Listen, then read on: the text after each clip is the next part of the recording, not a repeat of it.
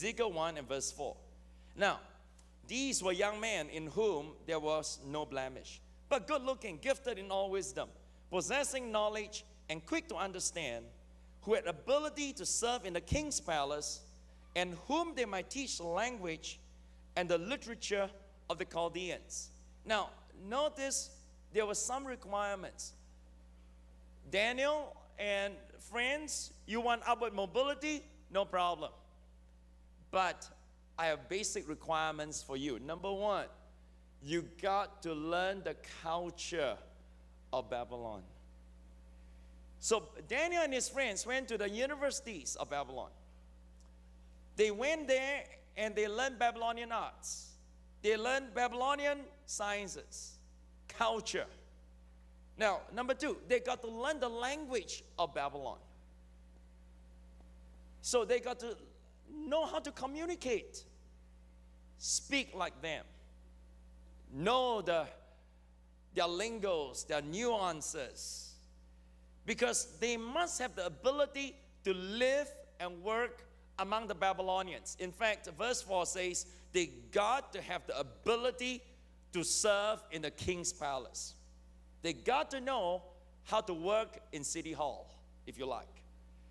Number three, they got to dress like the Babylonians. Now, I did a lot of studies on this. Daniel, according to historical records, wore Babylonian headgears, had Babylonian robes, Babylonian belts, Babylonian sandals. He looked 100% like a Babylonian, like an official in the palace. In order for Daniel to work there, he would have, now check this out, curl his hair and dye it orange red. Have his eyes painted with eyeshadow and eyeliner. All right, he was the first metrosexual man of ancient history. His face painted with white lead. He looked 100% like the Babylonian of his day. In fact, Joseph was the same. Have you ever wondered why was it that the brothers of Joseph, when they saw him and they met him, they couldn't recognize him?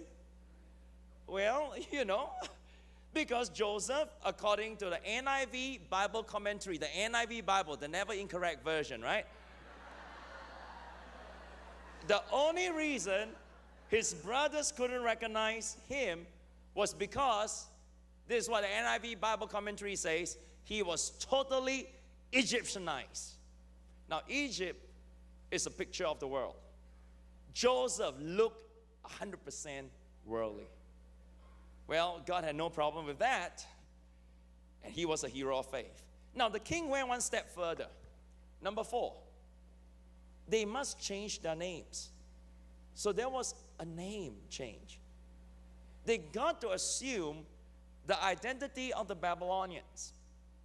So Daniel was called Belteshazzar. Okay, let's look at verse 6 right now. Now, from among those of the sons of Judah were Daniel, Hananiah, Mishael, and Azariah. To them, the chief of the eunuchs gave names. He gave Daniel the name Belteshazzar, to Hananiah, Shadrach, to Mishael, Meshach, and to Azariah, Abednego. Now, Daniel was called Belteshazzar.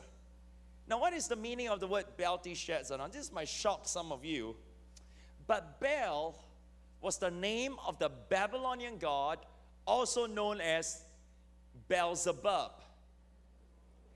Belteshazzar means Bel or Beelzebub will protect him. That was his name in order for him to work among the Babylonians.